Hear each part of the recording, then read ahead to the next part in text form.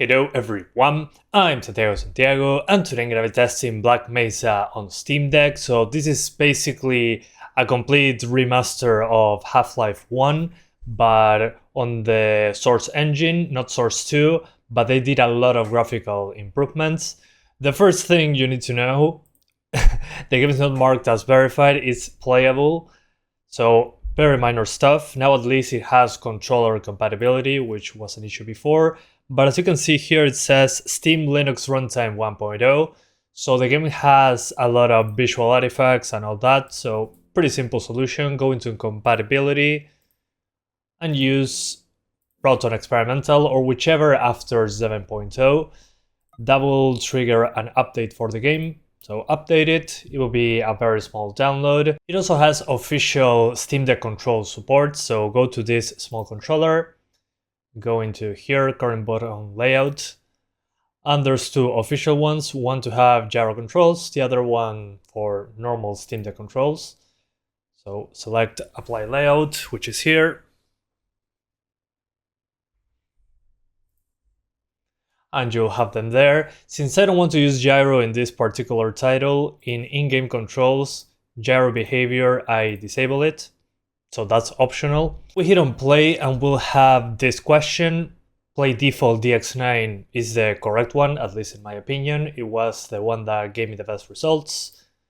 Don't ask again, but you can change this later if you want to, because I go in default for this one. When it comes to the settings, I'm using 800p, FOV 80 degrees, no motion blur. By default, the game put itself on the lowest setting, which is called Potato, which is pretty funny. Model detail on medium, textures on ultra, because we have enough VRAM to do so. Texture filtering, you can actually increase it if you want to. Water reflections on medium. Sun shadow quality, which is super GPU intensive on Potato. Same with dynamic shadows. Sun shadow memory usage is fine like this. Dynamic shadow memory on medium. Basically medium settings with some stuff on Potato for the shadows. They still look good though, and no God rays, and make sure that this option is completely disabled, otherwise your performance will be way worse. And now let's get into the game. Welcome to Black Mesa. So now we're playing in the office section, which is the very beginning, the least demanding part of the game, at least so far.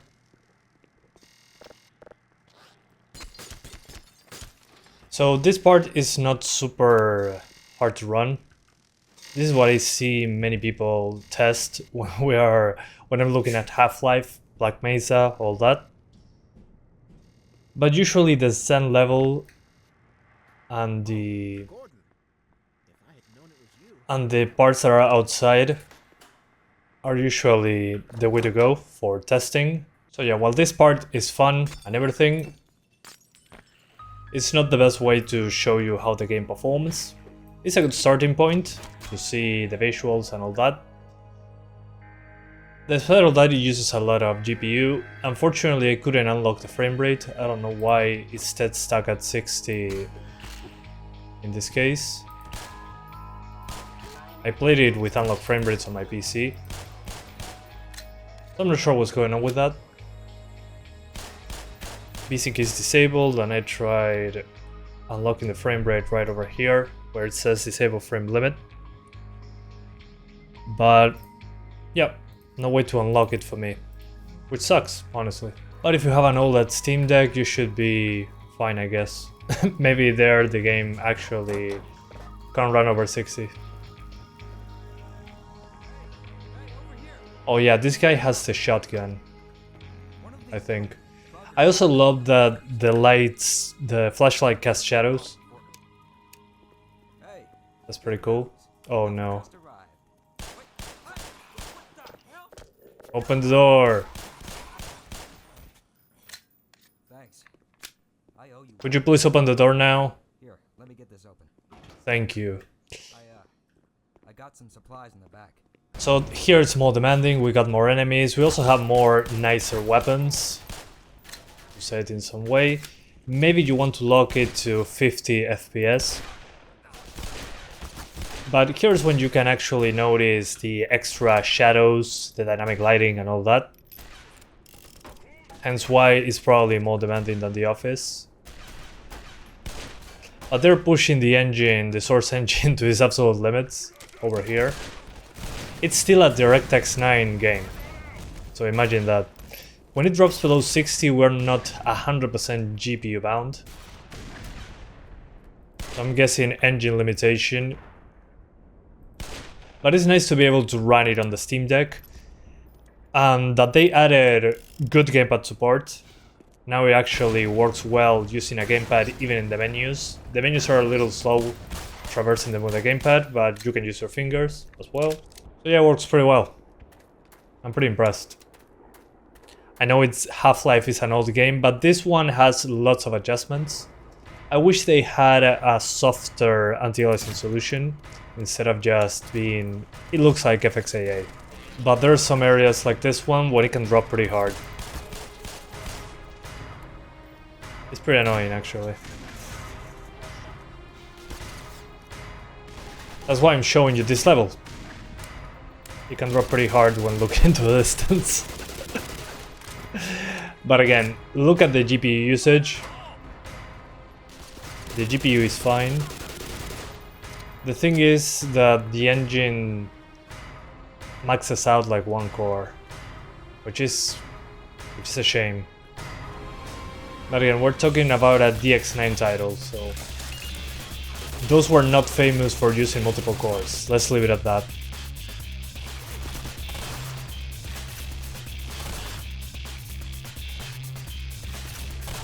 Okay. Move.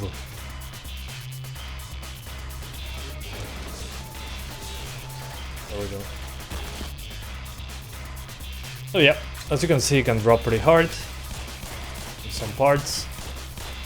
So now it's time to show you a more demanding level even. Well, sometimes. He shot his friend, okay. Now I'm testing the Xen Level. This is one of the parts that where they took the most freedom when doing this, because these were the worst levels in the original. And they did a great job with the visuals here on display. Looks amazing. As you can see, as I told you before, when looking into the distance, it drops frames. It kind of maxes out one core. So we drop below 60. That's kind of the bummer of these more detailed levels. But again, I think it's an API limitation. It's DX9, still the source engine. So the fact that it can look like this is pretty impressive. It's just kind of a shame for the Steam Deck. Because it's not that we are GPU limited. We're more of a CPU limitation due to single-threaded performance. So like in the previous level, there's a lot of stuff out there. So when you see everything together, it chugs along. So yeah, when it comes to art, they did a great job with these levels.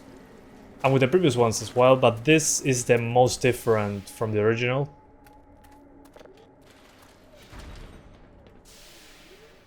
So yeah. Do I think it's worth playing on Steam Deck? Yeah, but I will lock it to 50 instead of having a 6 FPS lock due to those fluctuations in these harder to render levels. Whoa. Break off. So yeah, it looks pretty good on the smaller screen. If you want, you can use a lower resolution, but it's not going to make much of a difference, unfortunately. You're completely bound by the engine and API limitations. Now that it actually works with a controller, I can actually recommend it on Steam Deck. That was an issue I had before. It was basically mouse and keyboard only.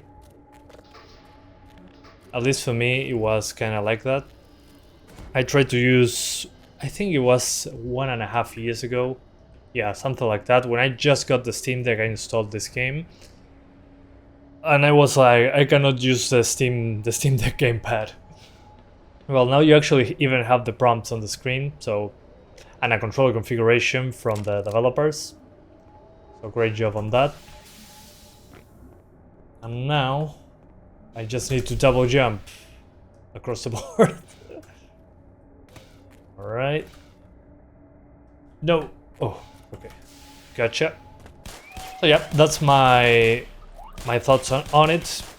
It's fine. I will lock it to 50 to avoid those drops. Probably the OLED Steam Deck is going to have a more consistent 6 FPS thing because of the extra CPU performance, just because of the faster memory. The CPU can do more stuff, so it's probably going to be more consistently into the 60 FPS range, but it's still completely playable, and there is drops just in those more difficult areas. Not a deal breaker, at least in my opinion. So yeah, thank you guys so much for watching this video. I hope you enjoyed it as much as I did revisiting Black Mesa, and I'll see ya next time. Bye guys, thanks for watching.